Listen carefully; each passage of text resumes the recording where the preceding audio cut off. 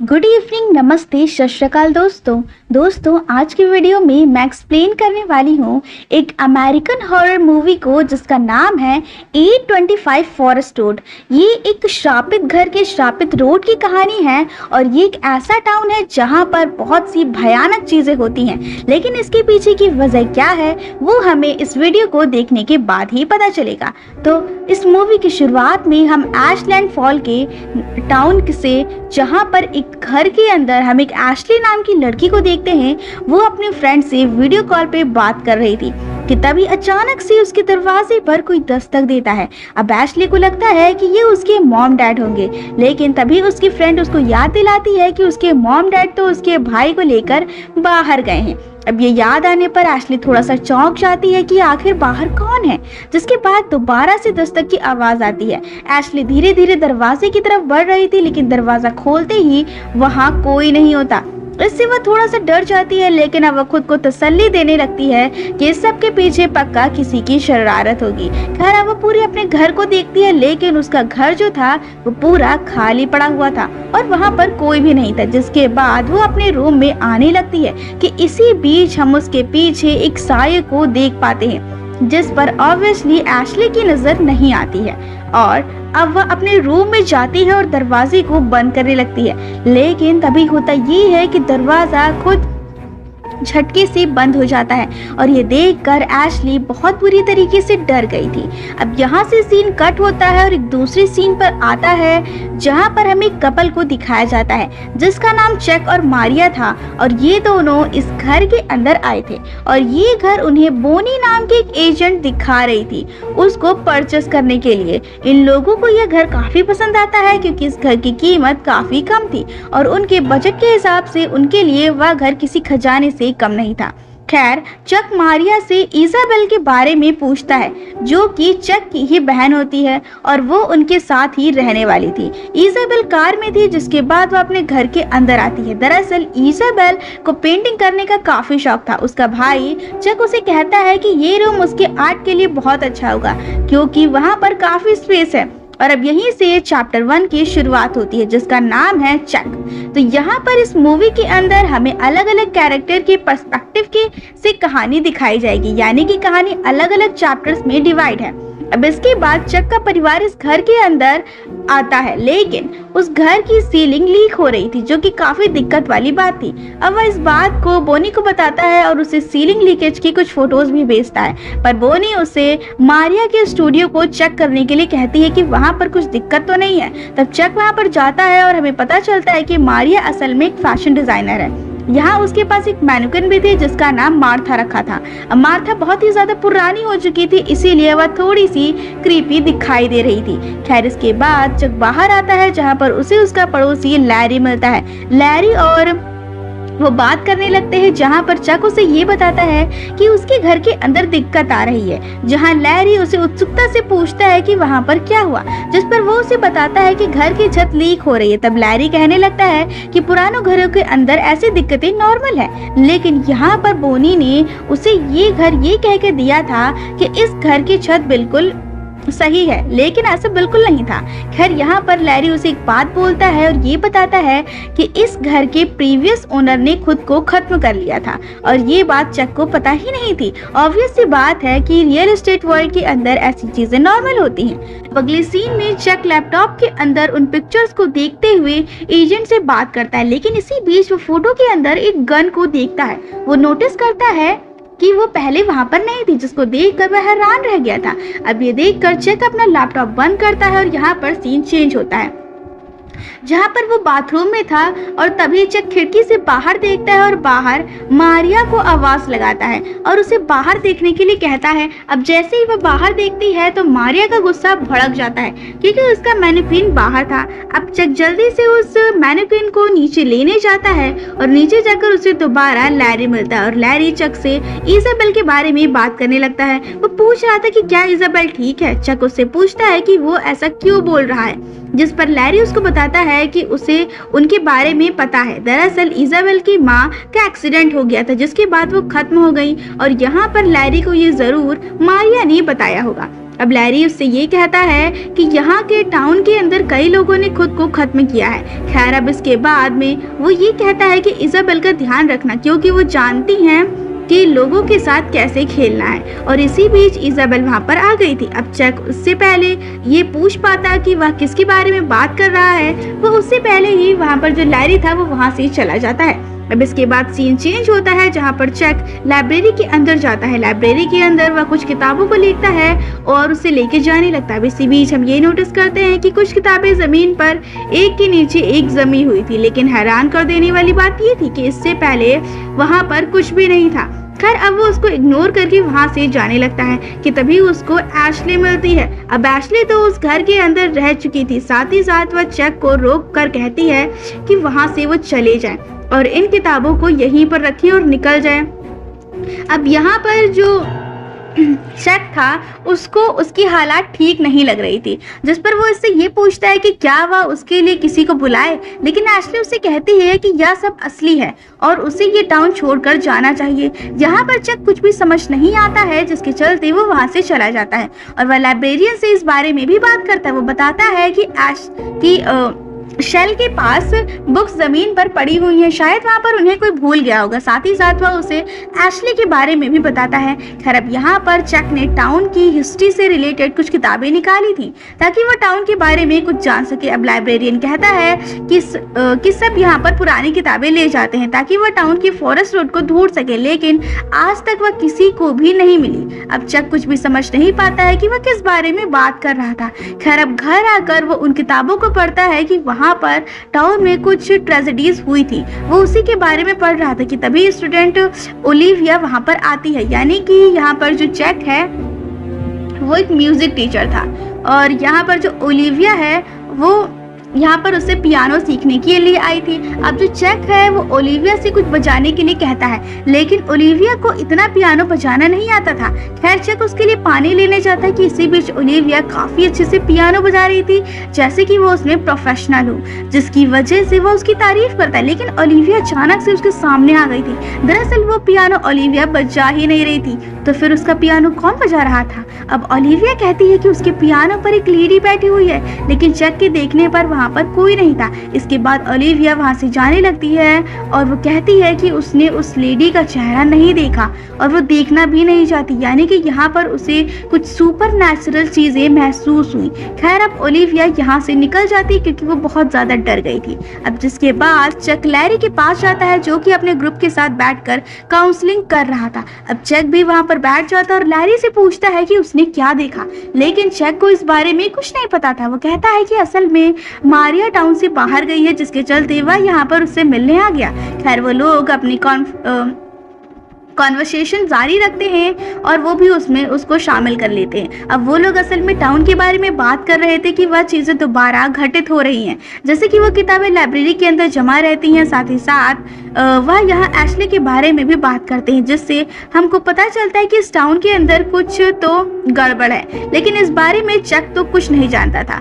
वह सभी बात कर रहे थे कि कोई ना कोई किसी तरह से उससे अफेक्टेड है और ये सब 1980 से शुरू हुआ था। खैर यहाँ पर लैरी सबको चक से इंट्रोड्यूस भी करवाता है। यहाँ पर वह सभी उससे बात करने लगते हैं और बताते हैं कि वह इस मीटिंग के अंदर क्यों इकट्ठा हुए। दरअसल सभी इस टाउन के अंदर किसी न किसी तरह से इस चीज से इफेक्टेड थे जो कि यहाँ पर हो रहा था। अब असल में कभी कोई अपने सबसे करीबी को खो दिया करता था, अब कभी कोई खुद को ही खत्म कर लेता था। और यहाँ पर चक आखिरकार पूछ ही लेता है कि वह किसके बारे में बात करे, जिस पर वो ये बताते हैं कि वहाँ हेलन फस्टर के बारे में सब बात कर रहे हैं और ये वही है जो कि इस टाउन के अंदर एक दर्द की तरह पनपती है। कुछ लोगों को लगता है कि हेलन असल में एक मिथ है, लेकिन जिन लोगों ने उसे देखा है या फिर उस चीज को एक्सपीरियंस किया है वो जानते हैं कि वह रियल है। लोग उससे काफी डरे हुए हैं, उनको नहीं पता कि उसे कैसे रोकना है और रोकने के लिए लिए उन्हें फॉरेस्ट रोड को ढूंढना होगा जहाँ पर हेलन रहा करती थी, जहाँ पर उसने अपने आप को खत्म किया था, और उसे उसका घर ढूंढना होगा और उस घर को खत्म करना होगा, और इससे ही हेलन की आत्मा भी खत्म हो जाएगी। लेकिन वह घर अभी तक किसी को मिला ही नहीं है। कई लोगों ने उसे ढूंढने की कोशिश करी है। उनकी बातों के बीच में लैरी उठकर जाने लगता है, जहाँ पर वह हेलन को देखता है, जिसे देखकर वह सबको मीटिंग बंद करने के लिए कहता है। अब सब समझ जाते हैं कि क्या माजरा है, और इसीलिए सभी वहां से निकल जाते हैं, जिसके बाद चक भी वहां से जाने लगता है। लेकिन तब वह चर्च में एक क्रीपी लेडी को देखता है जो कि उसकी तरफ मुड़ती है, और यहाँ पर ये चैप्टर खत्म हो जाता है। अब हम बात करेंगे दूसरे चैप्टर के बारे में, यानी कि इजाबेल। अब यहाँ पर हम देखते हैं कि इजाबेल अपने रूम में आती है और हमें पता चलता है कि इजाबेल काफी ज्यादा अपनी माँ को मिस करती है। दरअसल उनकी माँ जब कार हादसे के अंदर खत्म हुई थी तब जो कार थी वो वही ड्राइव कर रही थी, और इजाबेल के स्ट्रेस की वजह से उसका एक थेरेपिस्ट भी था और वो इस हादसे का जिम्मेदार खुद को ही मान रही थी। खैर अब सीन चेंज होता है जहाँ पर वह अकेले बैठकर कुछ बातें कर रही थी। तब उसके पास उसका भाई चक आता है जो कि उसे पूछता है कि वह किससे बात कर रही है, और तब जाकर वो ये बताती है कि असल में उनके थेरेपिस्ट ने उसे अपने अंदर की बातों को रिकॉर्ड करने के लिए बोला था ताकि इससे उसको रिलीफ मिले, और वो यही कर रही थी। चक उसे बात करता है और पूछता है कि क्या उसे ट्रीटमेंट से आराम मिल रहा है, जिस पर वो उसको ये कहती है कि उसे उसकी फिक्र क्यों है, और तब वह उसको बताता है कि ऐसा इसलिए है क्योंकि वो उसका भाई है और वो उसकी फिक्र करता है। तभी इजाबेल की कुछ ड्राइंग्स वहाँ पर पड़ी हुई थी जो कि उसने तब बनाई थी जब उसका भाई उसे छोड़कर चला गया था। तो यहाँ पर अब हमको एक और बात पता चलती है कि जो इजाबेल का भाई था वो उसकी माँ और उसे छोड़कर चला गया था, यानी कि अपने जॉब के लिए। और यही बात है कि इजाबेल और उसके भाई के बीच में ज्यादा नहीं बनती थी, हालांकि वह उसे प्यार जरूर करता था। खैर यहाँ उसका भाई कुछ ड्राइंग्स देखता है जो कि काफी डीप थी, जिसके अंदर वह अपने आप को पोर्ट्रे कर रही थी। दरअसल एक ड्राइंग के अंदर इजाबेल ने खुद को बनाया हुआ था और उसके कंधे पर किसी ने हाथ रखा था। लेकिन इजाबेल से जब वो पूछता है कि उसने ये ड्राइंग कब बनाई थी तो वो ये कहती है कि उसे कुछ याद नहीं है कि उसने ये कब बनाया था और क्यों बनाया था। खैर इसके बाद सीन चेंज होता है जहाँ पर वो वाला सीन आता है जब वो मैनिक्विन घर से बाहर हो गया था। इजाबेल को मारिया बताती है कि वह मैनिक्विन बाहर है, और कहीं ना कहीं मारिया को लग रहा था कि इजाबेल ने ही मैनिक्विन को वहां पर रखा था। जिसके बाद इजाबेल नीचे जाती है जहां पर चक और लैरी बात कर रहे थे। लैरी इजाबेल को देखकर वहां से चला गया था। तब इजाबेल चक को कहती है कि उसने इस मैनिक्विन को हाथ तक नहीं लगाया। फिर यहाँ पर सीन चेंज होता है जहाँ पर शाम के टाइम इजाबेल पियानो बजा रही थी। वह घर के अंदर अकेली थी क्योंकि उसकी भाभी यानी कि जो मारिया थी वो दूसरे टाउन में गई हुई थी। तभी वहाँ पर चक आता और दरअसल चक लैरी के पास से लौटा था और वह वही टाइम था जब उसने उस क्रीपी लेडी को चर्च में देखा था। यहाँ वो इजाबेल के साथ पियानो बजाने लगा। अब इजाबेल उसे पूछती है कि वह कहाँ पर था। तब उसे वो ये बताता है कि वह लैरी के साथ काउंसलिंग में था, जहाँ पर वो बैठकर आपस में बात करते हैं, जहाँ पर वह उससे पूछती है कि इस टाउन के अंदर कुछ तो अजीब है। साथ ही साथ उसे ऐसा फील होता रहता है कि जैसे उनके घर के अंदर कुछ तो गड़बड़ है। खैर वो ये बताती है कि उसके स्कूल में एक लड़की है जिसका नाम एशले था, और ये एशले वही लड़की है यानी कि वो शुरुआत वाली लड़की की वो बताती है कि आखिरी रात एशले ने अपने आप को खत्म कर लिया, और वो ये बताती है कि उसकी क्लास के अंदर एक लड़का है जिसका नाम लूक है, और वो ये बताता है कि इस टाउन के अंदर कुछ ना कुछ तो है जो कि इंसानों को किसी न किसी तरीके से अफेक्ट करता है।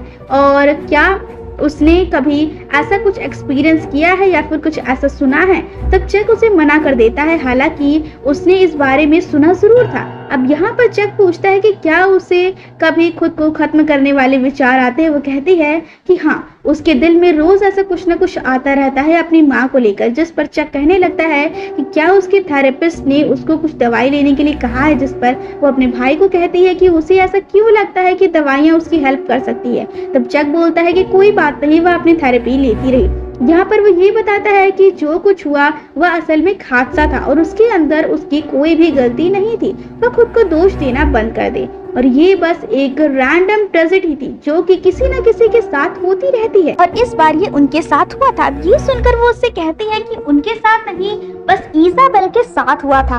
वो तो उन्हें कब का छोड़कर वहां से चला गया था। अब यहाँ पर दोनों भाई बहन में थोड़ी सी बहस होने लगती है, जिसके बाद में वो अपने रूम में चली जाती है। अब अगले दिन इजाबेल का वही दोस्त यानी कि लूक उसके घर पर आता है और दरवाजे पर लूक को चक मिलता है। लूक बताता है कि वो इजाबेल का फ्रेंड है, जिसके बाद चक इजाबेल को बुलाता है और दोनों इजाबेल के रूम में चले जाते हैं। अब यहाँ लूक इजाबेल को टाउन के बारे में सब कुछ बताने लगता है कि इसी बीच इजाबेल बताती है कि चक कल एक मीटिंग में गया था, जहाँ पर सभी लोग आपस में बात कर रहे थे, जिस पर वह बोलता है कि लोग अक्सर इस टाउन के बारे में बात करते हैं, लेकिन वह ओपनली इस बारे में बात नहीं करते। और वो ये बात करते हैं कि टाउन की हंटिंग्स के बारे में और जो टाउन श्रापित है उसके बारे में। और यहाँ पर लोग उसे एक लाइब्रेरी के बारे में बताता है, जो कि दरअसल सालों पहले एक लड़के ने वहाँ पर खुद को खत्म कर लिया था और ऊपर रोप तक पहुँचने के लिए उसने एक के ऊपर एक किताबों को जमाया था और फिर खुद को खत्म कर लिया था।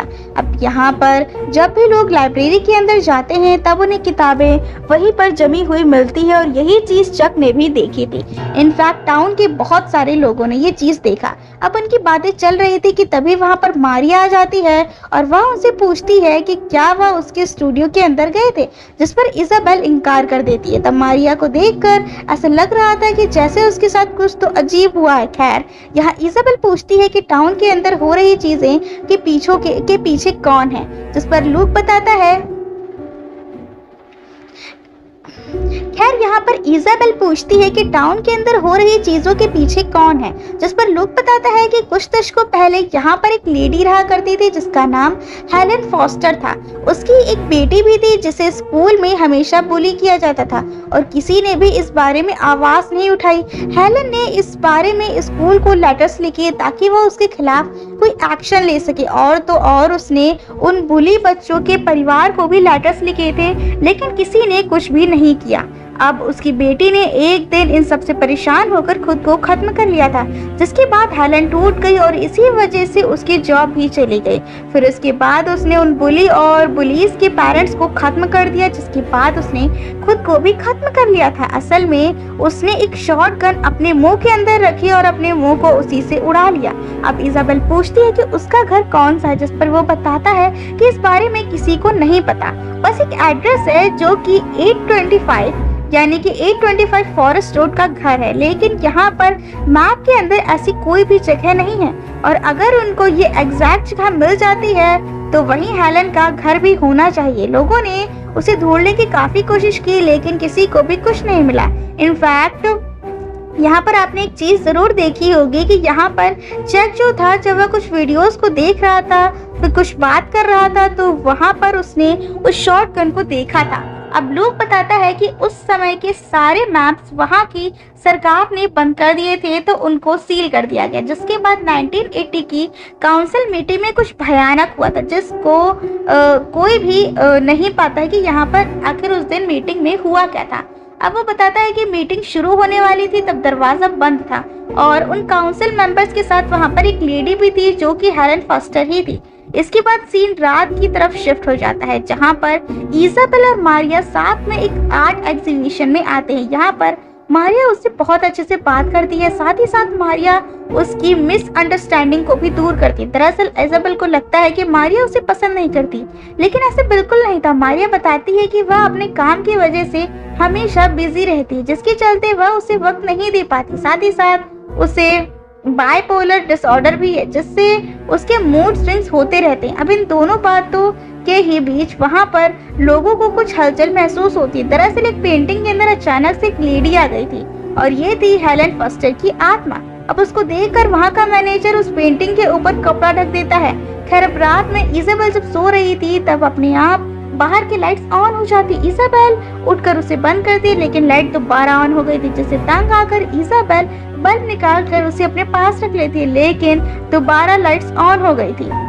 अब ये बात इजाबेल को बहुत ही ज्यादा डरा देती है, क्योंकि बल्ब उसके पास था तो ये लाइट कैसे ऑन हो सकती है। और तभी दरवाजे के पीछे एक साया निकलता है, लेकिन असल में ये इजाबेल का एक सपना था, पर जो बल्ब उसने निकाला था वो वहीं पर पड़ा हुआ था और उसे समझ में नहीं आता है कि ये सपना था या फिर सच्चाई। अब इसके बाद वह लूक से मिलकर उसको बताती है कि उसके साथ अजीब चीजें हो रही हैं। वो लूक उसे बताता है कि सब कुछ ठीक कर सकता है अगर उसे हेलन फस्टर का घर मिल जाए तो, और इसके लिए उसे इजाबेल की मदद की जरूरत पड़ेगी। लेकिन इजाबेल इन सब में नहीं पड़ना चाहती थी, क्योंकि उसने तो सुना था कि एशली की मौत भी इसी वजह से हुई थी, क्योंकि वह हेलन फस्टर का घर ढूंढ रही थी। अब लूक इजाबेल से बस इतना पता करने के लिए कहता है कि आखिर एशली को उसका घर मिला था या फिर नहीं, और हो भी सकता है कि उसे उसका घर मिल गया होगा, जिसके चलते ही उसके साथ ऐसा हादसा हुआ। सबसे शॉकिंग चीज ये थी कि चक को जो एशली मिली थी लाइब्रेरी के अंदर, वो असली नहीं थी बल्कि उसकी स्पिरिट थी, जो कि शायद उसे वार्न कर रही थी कि वो वहां से चले जाए। एनीवेज, इसी बीच उसका कॉल आता है और कॉल पर चक था, जो कि उसे जल्दी बुला रहा था। जिसके बाद वो अपने घर जाती है, जहाँ पर मारिया काफी टेंशन में लग रही थी कि अब वो वहां से जा रहे हैं। और इजाबेल रैंडमली पूछती है कि क्या वह हेलन फस्टर को ढूंढने जा रहे हैं, और यहाँ पर मारिया को उसके बारे में नहीं पता था, लेकिन चक इस बारे में जानता था। और वह हेलन का नाम सुनकर वह थोड़ा सा रुक जाता है, फिर कुछ काम से बाहर निकलने लगता है और हमें ये पता चलता है कि मारिया के साथ कुछ तो हुआ है, जो कि उससे कहने लगता है कि उसकी माँ काफी अच्छी है, लेकिन इजाबेल की माँ खत्म हो चुकी है। और ऐसा वह लूक को बताती है, लेकिन लूक बिल्कुल श्योर था कि दरवाजा उसकी माँ ने ही खोला और उसको वेलकम भी किया। अब यहाँ पर सिचुएशन थोड़ी सी स्ट्रेंज बनती जा रही थी, और लूक नीचे चेक करने जाते हैं, तो लूक को पता चलता है कि यहाँ पर कुछ तो गड़बड़ है, और इसीलिए वो वहाँ से निकल जाता है। जिसके बाद इजाबेल को अपनी माँ की आवाज आने लगती है और वह उस आवाज की तरफ बढ़ रही थी, लेकिन मारिया उसको रोकने लगती है, लेकिन इजाबेल नहीं रुकती। ऑब्वियस सी बात है कि अपनी माँ से उसे बहुत ज्यादा अटैचमेंट थी। वो पास जाकर चेक करती है, जहाँ पर उसकी माँ नहीं थी, बल्कि वह हेलन फस्टर की आत्मा थी, जिसको देखकर इजाबेल और मारिया ऊपर भागते हैं। जहाँ पर इजाबेल तो अपने रूम के अंदर आ गई थी, लेकिन मारिया की हमको सिर्फ चीख सुनाई देती है। और यहाँ पर वो वाला चैप्टर खत्म हो जाता है, यानी कि जो दूसरा चैप्टर था वो अब खत्म हो जाता है। अब इसके बाद तीसरा चैप्टर शुरू होता है, जिसका नाम था मारिया। अब सीन चेंज होता है, जहां पर मारिया अपने पति चक के साथ लाइब्रेरी आई हुई थी, जहां पर चक लाइब्रेरी से उस टाउन की हिस्ट्री की किताबें लेकर आया था। अब यहाँ पर मारिया अपने काम के सिलसिले में बात कर रही थी कि तभी चक किताबें लेकर आ गया था। जिसके बाद दोनों कार में बैठ गए। अब मारिया चक से पूछती कि अचानक से उसे टाउन की हिस्ट्री में कैसे इंटरेस्ट आ गया, और हमें ये पता था कि वह टाउन की हिस्ट्री के बारे में क्यों जानना चाहता था, क्योंकि यहाँ पर कुछ न कुछ अजीब होता जा रहा था। खैर, अब यहाँ पर दोनों कार के अंदर बैठकर इजाबेल के बारे में बात करते हैं। अब इसके बाद वो घर जाते हैं, जहाँ पर मारिया अपनी बहन से बात करती है। उसे ये टाउन कुछ खास पसंद नहीं आया था, लेकिन यहाँ पर रुकना न रुकना इजाबेल के ऊपर डिपेंड करता था। अगर उसे स्कूल पसंद आ गया तो उनको वहीं पर रुकना पड़ेगा। खैर, इसके बाद मारिया टाउन से बाहर जाने के लिए पैकिंग कर रही थी, और जाते टाइम वह कुछ डिशेस को बीच में जमा हुआ देखती है, और उसे लगता है कि ये सब इजाबेल ने किया होगा। खैर, यहाँ पर चक टाउन की हिस्ट्री पढ़ रहा था, जहाँ पर उसको पता चलता है कि टाउन की ज्यादातर स्ट्रीट्स के नाम चेंज कर दिए गए हैं, और जो उनका घर है वह 15 लेन के नाम से जाना जाता है। खैर, जाने से पहले मारिया चक को ये कहती है कि क्या वह इजाबेल से बोल देगा कि वह किचन की चीजों के साथ छेड़छाड़ ना करे, और इतना कहकर वो वहाँ से निकल जाती है। अब तभी सीन चेंज होता है, जहाँ पर मारिया लाइव स्ट्रीम कर रही थी, और उसके पास उसका मैनिक्विन भी था। अब वो अपने दूसरी रूम में जाती है और दोबारा आती है, जहाँ पर देखती है कि उसका मैनिक्विन पहली वाली जगह पर नहीं था। अब ये देखकर वो इजाबेल के रूम में जाती है, जहाँ पर लूक भी था, और वो यही वक्त था जब लूक और इजाबेल आपस में बात कर रहे थे, यानी कि टाउन के बारे में। तो वो उनसे ये पूछती कि क्या वो उनके स्टूडियो में आए थे। इस पर वो साफ मना कर देते, यानी कि यहाँ पर सेम कहानी ही अलग अलग कैरेक्टर्स के पॉइंट ऑफ व्यू से हमें बताई जा रही है, कि सब यहाँ पर अलग अलग चीजें देख रहे थे, जो कि इसी हेलन फस्टर की आत्मा की वजह से हो रहा था। अब यहाँ से सीन आगे बढ़ता है, जहाँ पर एक दिन लाइव स्ट्रीम करने पर वह मैनिक्विन उसे हलता हुआ दिखाई देता है, लेकिन मारिया इस पर ध्यान नहीं देती। जिसके बाद वो उठकर दूसरे रूम में जाती है। अब मारिया को दूसरी रूम में आवाज आती है, जहाँ पर जब वह दरवाजा खोलकर देखती है तो उसका मैनिक्विन खुद हिल रहा था। अब ये सब देखकर वो काफी ज्यादा डर जाती है, जिसके बाद चक और मारिया उस मैनिक्विन को जला देते हैं। जिसके बाद वो दोनों बहस करने लगते हैं, और मारिया यहाँ पर रुकना नहीं चाहती थी, और ये वो सीन था जहाँ पर वो दोनों फैसला कर लेते हैं कि यहाँ से निकलना होगा। कुछ दिनों के लिए वो कैंपस हाउस में जाएंगे, जिसके बाद इजाबेल आती है और चक उसे पैकिंग करने के लिए कहता है। अब सीन बदलता है जहाँ पर इजाबेल लुक के साथ थी। अब इसी बीच मारिया किचन में जाती है जहाँ पर उसे दोबारा डिशेस जमी हुई मिलती है। अब उसे कागज में मिलता है जिस पर हेलो मारिया लिखा था। अब ये देखकर वो काफी डर गई थी कि तभी वह डिशेस अपने आप गिर जाती हैं, जिससे डर कर मारिया छिप गई थी कि तभी हम ऊपर से इजाबेल को आता हुआ देखते हैं, जो कि अपनी माँ की आवाज सुनकर आई थी और लूक तब तक वहाँ से चला गया था। जिसके बाद इजाबेल अपनी माँ की आवाज सुनकर आगे बढ़ती और तब मारिया उसे रोकने की कोशिश करती, लेकिन वो नहीं रुकती और उसे जल्दी ही एहसास होता है कि वो उसकी माँ नहीं है। जिसके बाद वो और मारिया ऊपर भागते हैं जहाँ पर इजाबेल अपने रूम में चली जाती है, लेकिन वो नोटिस करती है कि मारिया तो बाहर ही थी और मारिया अब दूसरे रूम के अंदर चली जाती जहाँ पर हेलेन फस्टर आ गई थी। यानी कि यहाँ पर जो भी इल्यूजन हो रहा था वह कोई न कोई बल्कि हेलेन फस्टर की आत्मा ही कर रही थी, जिसके बाद वो उस पर हमला कर देती है। खैर अब थोड़ी देर के बाद मारिया इजाबेल के पास में आती है और उसे गले लगाती है, लेकिन यहाँ पर मारिया का चेहरा पूरी तरीके से बदल चुका था। उसकी नाक से खून निकल रहा था, साथ ही साथ उसे देखकर ऐसा लग रहा था कि जैसे ही वो कई दिनों से सोई ही ना हो। अब जिसके बाद सीन चेंज हो जाता है जहाँ पर मारिया बीमार थी और इसी बीच उनके घर पर लूक आता है। लूक को पुराना टाउन का मैप मिल चुका था, मतलब कि उन्हें फस्टर का घर मिल सकता था। अब उनको वो मैप दिखाता है जिसके अंदर जंगल था और एक रोड भी थी और हो न हो वह घर उसी तरफ होगा। खैर अब इसी बीच जो बॉनी है वो वहां पर आती है क्योंकि उसको मारिया से एक वीडियो शूट करवानी थी, लेकिन मारिया तो बीमार थी, लेकिन चक उसे मना करता है। लेकिन खुद मारिया नीचे आकर कहते कि वह रेडी है। अब ये देखकर चक और इजाबेल हैरान थे क्योंकि तभी तो वो बीमार थी और वो उठ भी नहीं पा रही थी, लेकिन अचानक से वो ठीक कैसे हो गई। खैर यहाँ पर मारिया बोलती है कि वो लोग फॉरेस्ट रोड को ढूंढने के लिए जा रहे हैं जब तक वो वीडियो बना लेगी, और ये चीज काफी अजीब थी क्योंकि उन्होंने इस बारे में उसे कुछ बताया ही नहीं था। खैर अब यहाँ पर ये लोग डिसाइड करते हैं कि इजाबेल और चक हेलेन का घर ढूंढने जाएंगे। खैर अब यहाँ पर ये लोग डिसाइड करते हैं कि इजाबेल और चक हेलेन का घर ढूंढने जाएंगे और बाकी लोग घर पर ही रुकेंगे, और यहाँ पर ये लोग ऐसा ही करते हैं। अब एक तरफ ये लोग वीडियो बनाते हैं और दूसरी तरफ चक और इजाबेल उस घर को ढूंढने के लिए निकल गए थे और उनको वो घर मिल भी जाता है। अब वो लोग उसके घर के अंदर जाते हैं और दूसरी तरफ हम देखते हैं कि वीडियो बनाते टाइम मारिया कहने लगती है कि उसकी बेटी एक दिन जब स्कूल से आई तब वो बहुत ज्यादा रो रही थी, उसे बुली करा गया था और उसने सबको लेटर भेजे उन बुली बच्चों के परिवार को। अब स्कूल को भी भेजा, लेकिन किसी ने कोई एक्शन नहीं लिया। यहाँ तक कि वह काउंसिल मीटिंग के बीच भी गई थी, लेकिन किसी ने उसकी नहीं सुनी, जो कि टाउन की काउंसिल मीटिंग जो लैरी किया करता था। और यही सारी बातें तो लूक ने भी बताई थी कि काउंसिल के टाइम पर सारे आदमियों के बीच में एक लेडी थी और वो लेडी कोई और नहीं बल्कि हेलेन ही थी। खैर वहां पर वो न्याय मांगने गई थी, लेकिन उसे कुछ भी नहीं मिला।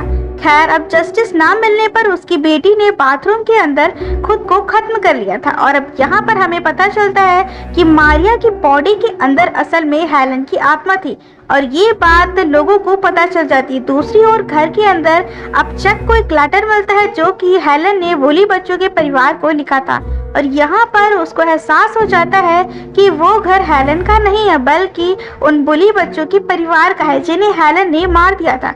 और इस शॉकिंग बात को जानकर इजाबेल को वहां से वो निकलने के लिए बोलता है, और अगर यह घर हेलेन का घर नहीं था तो हेलेन का घर है कहाँ पर? तो दोस्तों चक का घर ही असल में हेलेन का घर था, और ये बात चक को पता चल गई थी, इसीलिए वो इजाबेल को जल्दी से आवाज लगाने लगा। और यही रीजन था कि इस घर के अंदर हमेशा चीजें जो थी वो अजीब हुआ करती थी। साथ ही साथ हेलेन फस्टर की आत्मा उस घर के अंदर इसीलिए ही बार बार आया करती थी।